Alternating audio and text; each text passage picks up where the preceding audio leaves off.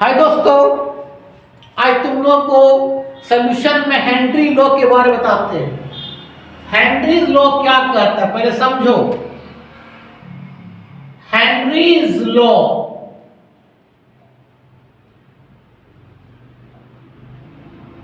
तो Henry's law कहता है कि कोई भी गैस मॉलिक्यूल्स को जब लिक्विड में डिसॉल्व करेंगे तो हमको प्रेशर देना पड़ेगा। जितना ज्यादा प्रेशर देंगे उतना गैस मॉलिक्यूल्स जो है लिक्विड में डिसॉल्व होगा।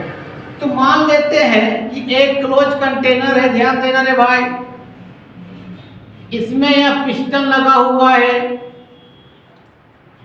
पिस्टन का मतलब जो ऊपर नीचे मूव करे। ये रे भाई पिस्टन रहे और यहां पर मान लेते लिक्विड क्या है, वाटर है। ध्यान देना रे भाई, ये वाटर लिक्विड है और यहां पर गैस मॉलिक्यूल्स है। ये आपका गैस मॉलिक्यूल्स है। क्या है रे भाई, गैस मॉलिक्यूल्स। तो हेनरी ने बोला था कि इस गैस मॉलिक्यूल्स को अगर तुम लिक्विड में डिसॉल्व करोगे तो बाहर से प्रेशर डालना पड़ेगा। जितना ज्यादा प्रेशर देंगे उतना अमाउंट ऑफ गैस जो है लिक्विड में क्या होगा, डिसॉल्व होगा एट कांस्टेंट टेम्परेचर पर। मींस अगर बाहर से हम प्रेशर डालेंगे, मान लो ये प्रेशर अप्लाई कर रहे हैं, तो प्रेशर अप्लाई करेंगे तो पिस्टन नीचे आएगा। जब पिस्टन नीचे आएगा तो ये गैस मॉलिक्यूल्स जो है आपका लिक्विड में क्या होगा, लिक्विड मींस बोले तो वाटर में क्या होगा, डिसॉल्व होगा। जितना ज्यादा प्रेशर देंगे उतना गैस मॉलिक्यूल्स क्या होगा, लिक्विड में क्या होगा, डिसॉल्व होगा।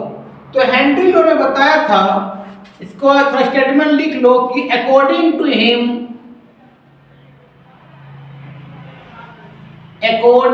हिम अच्छा अमाउंट ऑफ गैस लिखो या मोल फ्रैक्शंस ऑफ गैस लिखो, बात बराबर है। क्योंकि अमाउंट ऑफ गैस जो होता है या मास ऑफ गैस जो होता है मोल फ्रैक्शंस का डायरेक्टली होता है। अगर मोल फ्रैक्शंस, अगर सॉल्यूशन में सोल्यूट और सॉल्वेंट का मोल फ्रैक्शन बढ़ेगा तो सॉल्यूशन में आपका सोल्यूट और सॉल्वेंट का मास भी बढ़ेगा। ठीक है, तो याद रखना रे भाई, मास डायरेक्टली किसका होता है, मोल फ्रैक्शंस, याद रखो। तो या मास ऑफ गैस यहां बोलो या मोल फ्रैक्शंस ऑफ गैस बोलो, बात बराबर है। तो according to him the mole fractions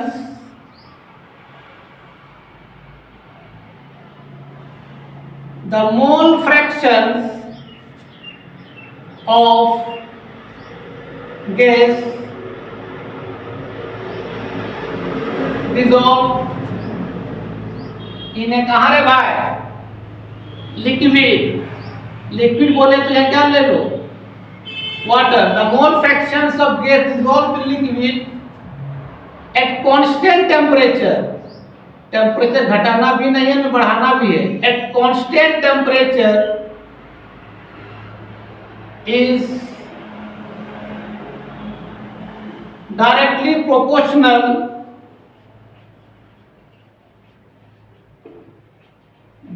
proportional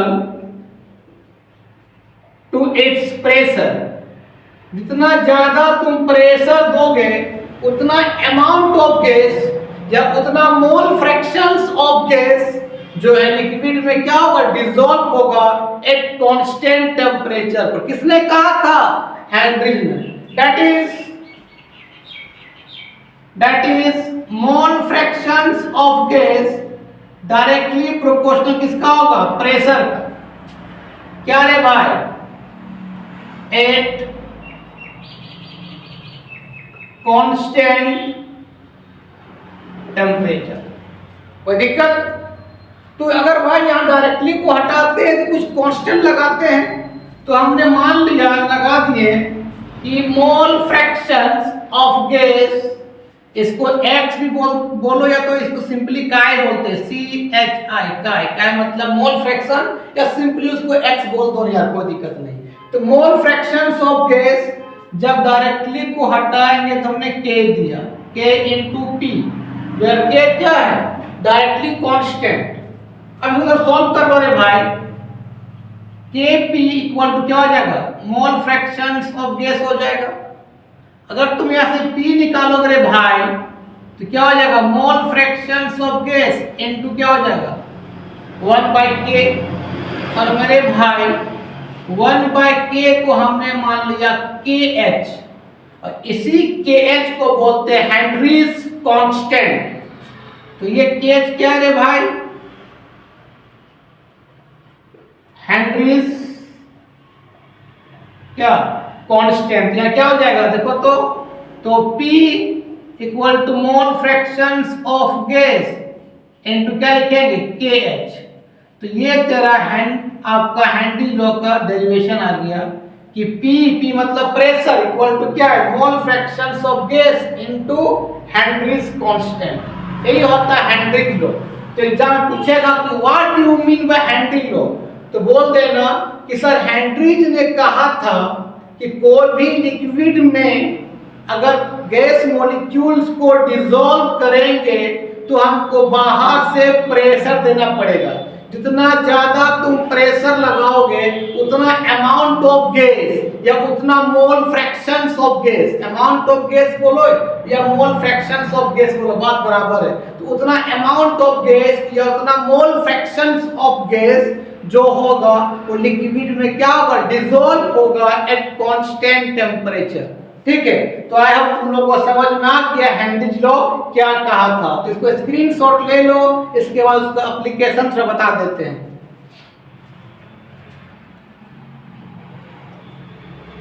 चलो अब इसके बाद इसका एप्लीकेशन बताते हैं रे भाई। चलो तो इसका एप्लीकेशन तुम लोग को हम समझा दे रहे हैं, एनसीईआरटी में बहुत अच्छा से लिखा हुआ है, उससे तुम वहां से लिख सकते हो। पहले उसको हम समझा देते हैं, ठीक है, और एनसीईआरटी बुक खोल के उसका एप्लीकेशन तुम लोग लिख लेना अपने से, पहले समझा देते हैं। तो हेडिंग दो रे भाई, एप्लीकेशंस ऑफ हेनरीज लॉ। पहले समझो रे भाई, एप्लीकेशंस ऑफ क्या रे भाई, हेनरीज लॉ। इसका क्या एप्लीकेशन है? तो पहला एप्लीकेशन समझो रे भाई, हम लोग थम्स अप पीते हैं, पेप्सी पीते हैं, कोका-कोला पीते हैं। जैसे ही हम लोग बोतल को खोलते हैं तो गैस बाहर निकलता है। वो कौन सा गैस होता है, CO2 गैस। तो अब बताओ CO2 गैस उस लिक्विड में कैसे डिसॉल्व क्या होगा? तो क्या होगा, पूरा क्या होगा, कंटेनर को क्लोज कर क्या होगा, प्रेशर अप्लाई किया होगा, हाई प्रेशर, जिसके कारण CO2 डिसॉल्व हो गया होगा, तुरंत ढक्कन बंद कर दिया होगा। इसलिए जैसे ढक्कन को खोलते हैं तो CO2 गैस क्या होता है, बाहर निकलता है। इसका मतलब क्या समझा कि तुम प्रेशर डाला तभी CO2 गैस क्या हुआ, लिक्विड में डिसॉल्व हुआ, है ना। तो भाई हमने क्या किया, मान लेते हैं ये एक छोटा सा कंटेनर है, इसमें मान लेते हैं भाई पिस्टन लगा दिए हैं, ध्यान दे रहे भाई, और यहां पर मान ले CO2 गैस, ध्यान देना रे भाई, ये आपका CO2 गैस है, ठीक है, और यहां पर ले भाई लिक्विड है, क्या है रे भाई, लिक्विड। अब हमको इस CO2 को क्या करना है, लिक्विड में डिसॉल्व करना है। तो इस CO2 को जब लिक्विड डिसॉल्व करेंगे तो प्रेशर डालो। जैसे ही पूरा तुम प्रेशर अप्लाई कर दोगे रे भाई तो ये CO2 मॉलिक्यूल्स क्या करेगा, कंप्रेस हो जाएगा और लिक्विड में क्या डिसॉल्व हो जाएगा। और तुरंत क्या करो, यहां से क्या ढक्कन लगा दो, प्रेशर डाल के ढक्कन लगा दो, ढक्कन से क्या कर दो, बंद कर दो, तो CO2 गैस क्या होगा, लिक्विड डिसॉल्व हो जाएगा। अब जैसे तुम ढक्कन को खोलोगे तो CO2 क्या होगा, बाहर निकलेगा। तो आज हम लोग थम्स अप पीते हैं, आपका लिम्का पीते हैं, जैसे ढक्कन खोलते हैं CO2 गैस बाहर निकलता है। तो कैसे घोला होगा, सबसे पहले क्या होगा, हाई प्रेशर से क्या होगा, CO2 को लिक्विड में धकेला होगा, धकेल के क्या हो घोला होगा, तुरंत क्या क्या होगा, बोतल को सील कर दिया होगा, जिसके कारण जैसे बोतल खोलते तो क्या होता है, CO2 गैस बाहर क्या करता है, एक्सपेंड करता है। तो ये पहला एप्लीकेशन है कि सोडा वाटर को हम लोग जैसे ही खोलते हैं बोतल को, CO2 गैस बाहर निकलता है। इसका मतलब क्या है कि सोडा वाटर में या लिक्विड में जो CO2 मॉलिक्यूल्स को डिसॉल्व किया होगा, तो हाई प्रेशर डाल के उसके बाद जैसे CO2 गैस लिक्विड डिसॉल्व किया होगा, बोतल क्या कर दिया होगा, पैक किया कर दिया होगा। ठीक है, तो पहला एप्लीकेशन। दूसरा एप्लीकेशन है मेरे भाई स्कूबा ड्राइवर लोग। स्कूबा ड्राइवर जब समुद्र के नीचे जाता है, स्कूबा ड्राइवर का मतलब क्या समझा, गोताखोर रे जो समुद्र के नीचे जाता है, तो जितना तुम समुद्र के नीचे जाओगे उतना प्रेशर बढ़ते जाता है। ठीक है, तो मान ले हमारे पास एटमॉस्फेयर में जो नाइट्रोजन है रे भाई 78% है, ऑक्सीजन जो है 22% अप्रोक्स है, और कार्बन डाइऑक्साइड जो है 0.03 से 0.04% है।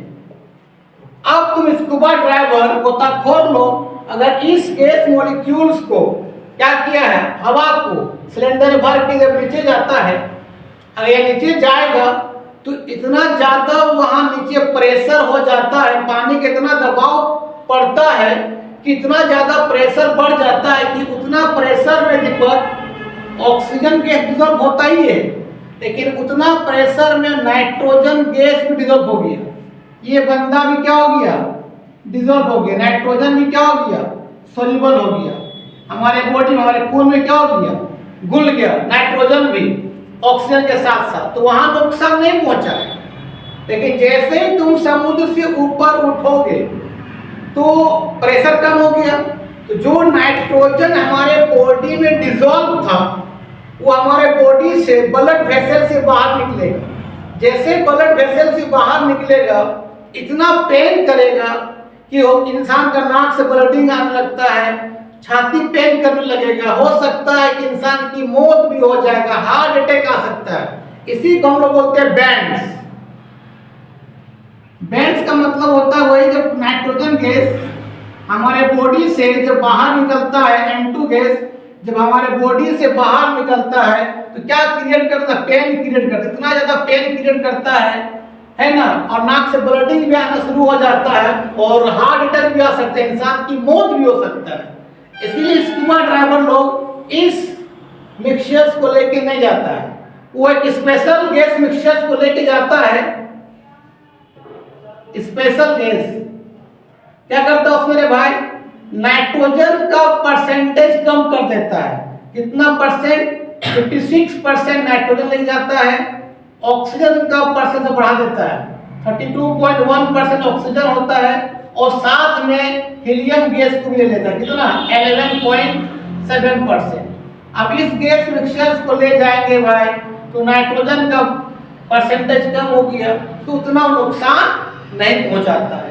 तो इससे क्या समझा कि जैसे समुद्र के नीचे हम लोग जा रहे हैं, डीप में जा रहे हैं, इतना ज्यादा प्रेशर बढ़ जाता है कि ऑक्सीजन के साथ हमारे बॉडी में नाइट्रोजन डिसॉल्व हो जाता है। तो समुद्र के नीचे नुकसान नहीं पहुंचाएगा, लेकिन जैसे तुम कहाँ आएगा दीपक, ऊपर आओगे तो ब्लड वेसल से क्या होगा, नाइट्रोजन क्या होगा, बाहर निकलेगा और इतना पेन करेगा, नाक से ब्लडिंग आ सकता है, हार्ट अटैक भी आ सकता है, ब्लड वेसल को फाड़ देगा, फट जाएगा, तो ब्लड आ जाएगा, खून आ जाएगा, नाक से खून, हार्ट अटैक आ जाएगा, मुंह से खून आ जाएगा, इंसान का मौत हो सकता है। उसी को हम लोग क्या बोलते हैं भाई, बैंड्स, क्या बोलते हैं।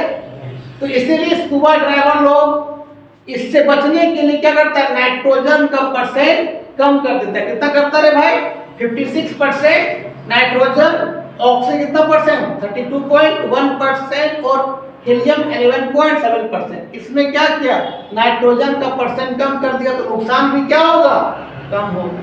तो ये दूसरा एप्लीकेशन क्या था, स्कूबा डाइवर। तो इसको तुम लोग थोड़ा सा स्क्रीनशॉट ले लो, और एक एप्लीकेशन बताते हैं और तुम लोग एनसीईआरटी बुक से लिख लेना, बहुत अच्छा से एक्सप्लेनेशन किया है बुक में। चलो, अरे भाई तीसरा एप्लीकेशन देखो, तीसरा एप्लीकेशन जो पढ़ रहे भाई, अगर तुम ये तेरा अर्थ है, मान लीजिए अर्थ है, इसके तुम जितना तुम ऊपर जाओगे, अर्थ कितना भी ऊपर जाओगे, तो वहां पर क्या होता है, ऑक्सीजन लेवल घटने लगता है। देखो मान ले ये बंदा यहाँ चढ़ गया बहुत ऊपर, हिमालय पहाड़ चला गया ये बंदा, तो यहाँ पर क्या हो गया, ऑक्सीजन लेवल कम हो गया। जब ऑक्सीजन लेवल कम हो गया तो प्रेशर भी क्या हो गया, कम हो गया। इतना ज्यादा गैस मॉलिक्यूल रहेगा उतना प्रेशर बढ़ाएगा, तो ऑक्सीजन लेवल कम हो गया तो लो हो गया क्या, प्रेशर। क्या हो गया, लो हो गया प्रेशर। तो ये इंसान जो चढ़ा था, कहा हिमालय का पहाड़ चढ़ गया था शौक से, तो भाई जब ऑक्सीजन लेवल कम हो गया तो सही से सांस नहीं ले पाने लगा, ऑक्सीजन हमारे बॉडी डिसॉल्व नहीं होने लगा, तो उसको बोलते भाई एनोक्सिया। एनोक्सिया का मतलब होता है भाई लेक ऑफ ऑक्सीजन, ऑक्सीजन का कमी हो गया तो इंसान का नाक से ब्लडिंग आने लगेगा, इंसान का मौत भी हो सकता है। इसलिए जब कोई भी इंसान जब माउंटेन क्लाइंबर या माउंटेन पर चढ़ता है, ठीक है, तो क्या करता है, वो आपका सिलेंडर में गैस लेके जाता है। मान ले सिलेंडर है, उसमें हवा भर लेता है, एयर भर के आता है, ताकि बाहरी एटमॉस्फेयर को डिपेंड ना हो। ठीक है, तो ये तीसरा इसका एप्लीकेशन से। तो एप्लीकेशन से तुम क्या समझा, एप्लीकेशन से हम ये चीज समझे कि कोई भी गैस मॉलिक्यूल्स को लिक्विड में डिसॉल्व करना होगा तो तुमको प्रेशर देना पड़ेगा। अगर कम प्रेशर है तो लिक्विड कम, गैस मॉलिक्यूल लिक्विड में कम डिसॉल्व होगा। जैसे तुम ऊपर, अर्थ से तुम ऊपर जा रहे हो तो प्रेशर लो हो गया, लो मतलब गैस मॉलिक्यूल कम हो गया, उस सही से हमारे लंग्स के थ्रू खून में डिसॉल्व नहीं हो रहा है, ऑक्सीजन का डिसॉल्व ब्लड में कम हो गया, जिसके कारण छाती पेन करने लगेगा, नाक से ब्लड आने लगेगा, सांस फूलने लगेगा, उसी बोलते हैं एनोक्सिया, लेक ऑफ ऑक्सीजन। तो उसको कम करने के लिए क्या करते हैं भाई, हम लोग गैस सिलेंडर लेके जाते हैं ताकि बाहरी एटमॉस्फेयर पर निर्भर हम ना रहे। दूसरा कि जब समुद्र के नीचे हम जाते हैं तो प्रेशर बढ़ जाता है, उस प्रेशर में भाई ऑक्सीजन के साथ नाइट्रोजन भी घुल जाता है, तो नाइट्रोजन जब घुलेगा तो वहां नुकसान नहीं हुआ, लेकिन जैसे तुम समुद्र से ऊपर उठोगे तो जो नाइट्रोजन तेरे बॉडी में घुला था वो ब्लड वेसल से बाहर निकलेगा, इतना पेन करेगा उस दौरान ब्लड का कैपिलरी ट्यूब वो भी फट जाएगा इंसान का, नाक से ब्लड आने लगेगा, छाती पेन करने लगेगा, इंसान की मौत भी हो सकता है, उसी को बोलते हैं बैंड्स। तो उसको रोकने के लिए हम नाइट्रोजन का परसेंटेज को कम कर देते हैं। फिर हमने बोला भाई कि हम लोग पेप्सी पीते हैं, जैसे बोतल को खोलते हैं CO2 गैस बाहर निकलता है, तो CO2 कैसे खोला होगा, हाई प्रेशर अप्लाई किया होगा, पूरा प्रेशर को अप्लाई करके CO2 डिसॉल्व किया होगा, ढक्कन को क्या कर दिया, बंद कर दिया होगा, तभी वो CO2 गैस क्या है, लिक्विड डिसॉल्व पे। जैसे ढक्कन को खोलो CO2 गैस क्या निकलता है, बाहर निकलता है। यही हैंडी लॉ क्या है, एप्लीकेशन से। अब कुछ हैंडी लॉ का हम न्यूमेरिकल सॉल्व कर देते हैं, ठीक है रे भाई।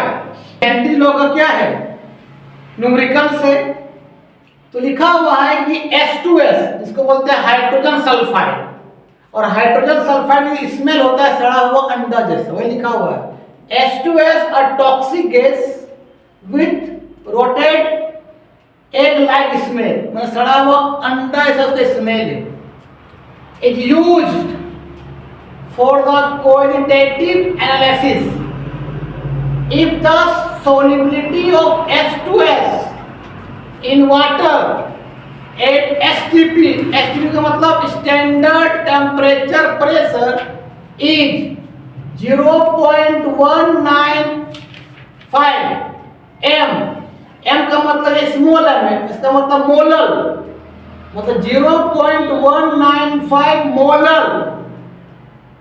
Calculate Henry's law constant. तो हम बताए थे भाई कि मोलर और मोलर क्या होता है, दीपक बताए थे कि मोलर का मतलब होता है, अगर लिखा रहेगा 2 मोलर तो इसका मतलब क्या है, 2 mole of solute present in 1000 gram of क्या, सॉल्वेंट मीन्स मोलालिटी। इसका मतलब मोलर मीन्स मोलालिटी। अगर ये लिखा रहता 2 मोलर, मोलर मोलर मोलर का मीन्स मोलारिटी, इसका मतलब क्या होता तब कि भाई 2 मोल ऑफ सोल्यूट कहां रे, प्रेजेंट इन 1000 ml ऑफ कहां रे भाई, सॉल्यूशन। ये क्या बोला है, 0.195 m, स्मॉल m मींस क्या, मोलर। इसका मतलब तेरा बुक में दिया हुआ है क्वेश्चन 0.195 स्मॉल m, मतलब इसका मतलब क्या हुआ, तो इसका मतलब 0.195 मोल ऑफ कौन सा गैस है, H2S gas, H2S gas dissolve इन 1000 ग्राम कहां पर, वाटर। वाटर इंडिकेट किया हुआ है ना, सॉल्वेंट क्या है, वाटर। अगर कुछ सॉल्वेंट नहीं रहेगा तो हम बताते हैं कि सॉल्वेंट कौन होता है, वाटर। अगर सॉल्वेंट इंडिकेट किया रहेगा कोई दिक्कत नहीं, अगर इंडिकेट नहीं किया होगा तो वहां क्या होगा, वाटर। तो 100,000 ग्राम ऑफ क्या होगा, सॉल्वेंट, मतलब सॉल्वेंट कौन होगा, कौन होगा, वाटर। मतलब इतना मोल H2S जो है 1000 ग्राम ऑफ वाटर में क्या है, डिसॉल्व है। तो निकालने बोला क्या, हेनरिच लॉ कांस्टेंट। तो अभी हम बताएं कि P इक्वल टू क्या होता है, KH into mole fractions of क्या होता है, गैस। कोई दिक्कत, तो भाई अच्छा STP का मतलब क्या होता है, STP का मतलब होता है भाई स्टैंडर्ड टेम्परेचर प्रेशर। इस समय जो प्रेशर होगा वो 0.987 बार होगा। एसटीपी में बार में कितना होता है प्रेशर, 0.987 बार, और टेम्परेचर जो होता है वो होता है 273 केल्विन। ठीक है, तो प्रेशर को कितना पुट कर देंगे, 0.987 बार। हमको निकालना क्या है पप्पा, केएच। तो हमको मोल फ्रैक्शन कैसे निकालते हैं, हमने बताया था भाई कि किसी का भी मोल फ्रैक्शन निकालो तो उसका नंबर ऑफ मोल्स ऊपर, उसका number of mole by total number of moles present in the क्या रे सॉल्यूशन। तो हमने रे भाई H2S का सॉल्यूट का नंबर ऑफ मोल्स को क्या मान लिया, NB, और हमने H2S कहां खुला हुआ है, वाटर में। तो वाटर का नंबर ऑफ मोल्स को हमने क्या मान लिया, NB, सॉरी Na मान लिया।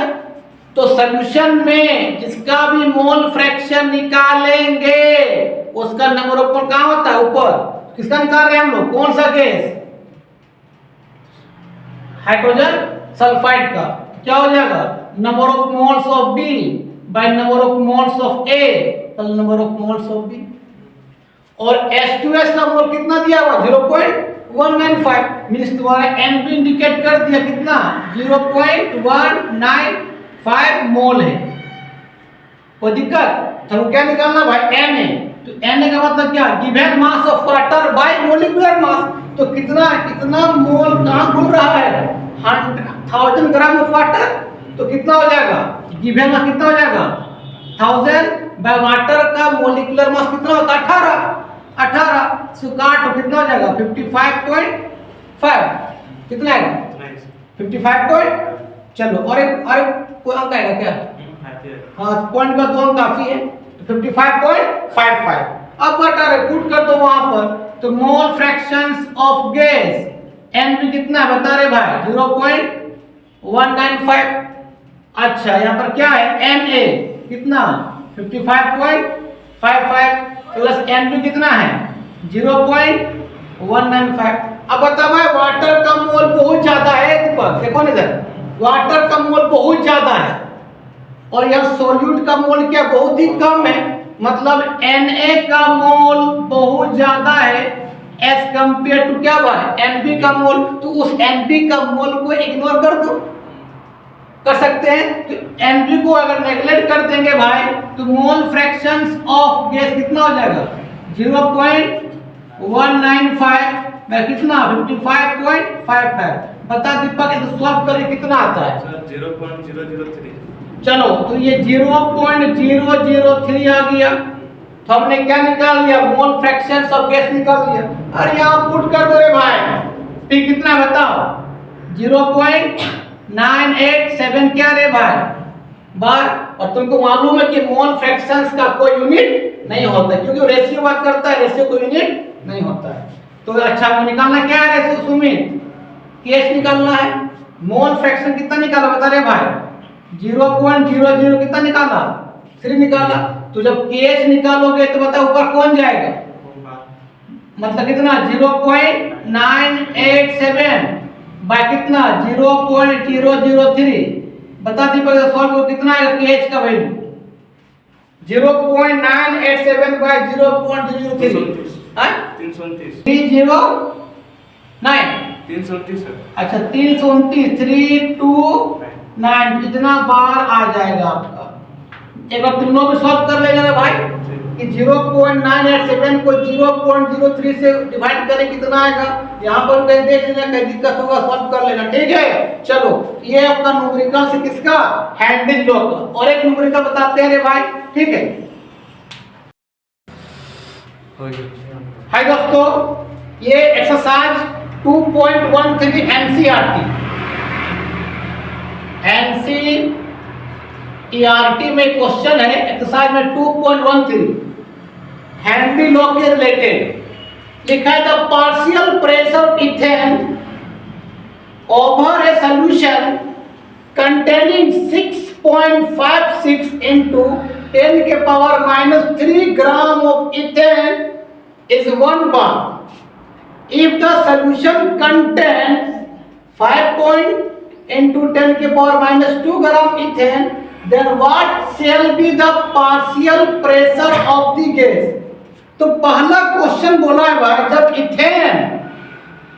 जब इथेन जो है मास ऑफ इथेन तेरा सॉल्यूट है, मास ऑफ इथेन या सॉल्यूट इसको हम इथेन बोल सकते हैं। जब मास ऑफ इथेन जो है या सॉल्यूट कितना ग्राम दिया बता दीपक 6.56 into 10 के पावर माइनस कितना 3 ग्राम। तो उस समय कितना प्रेशर बना रहा बता, प्रेशर कितना बना रहा बता रहे भाई 1 बार, कोई दिक्कत।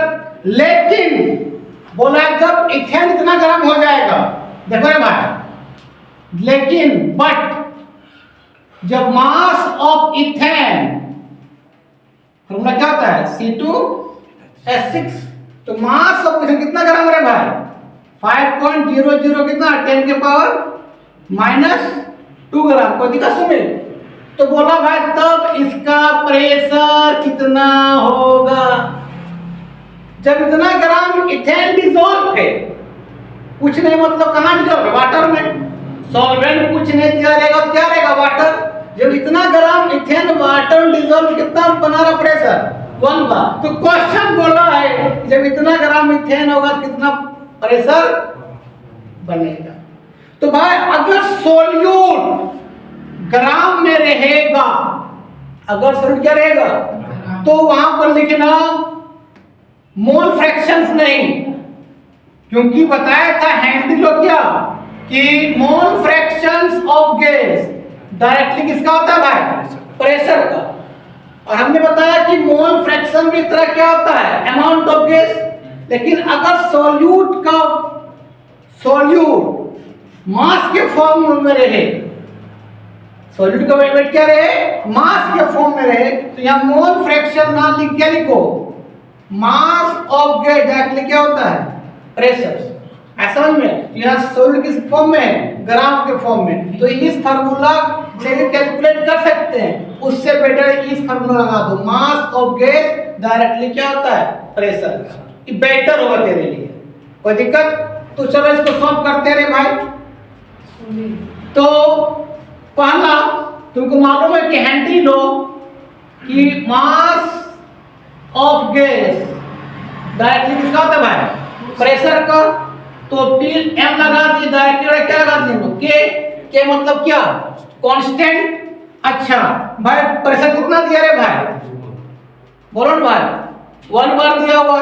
इसको के को हम क्या मान लेते हैं, के डैश मान सकते हैं, कोई दिक्कत? कोई दिक्कत? चलो भाई एम कितना दिया बता रहे भाई, 6.56। बात मत करो लड़का, 10 की पावर -3 इक्वल टू क्या, के डैश। तो यहां से के डैश कितना निकल गया, 6.56 into 10 के पावर कितना, -3। केस 1 में। अब केस 2 क्या बोला है, जब इतना ग्राम क्या होगा, इथेन हो, तो कितना प्रेशर एक्सर्ट करेगा। तो भाई कांस्टेंट का वैल्यू हर जगह सेम होता है ना। अब यहाँ पे लिखेंगे मास डायरेक्टली क्या होता है, P। तो मास जब डायरेक्ट हटाए क्या दिए हम लोग, के दिए।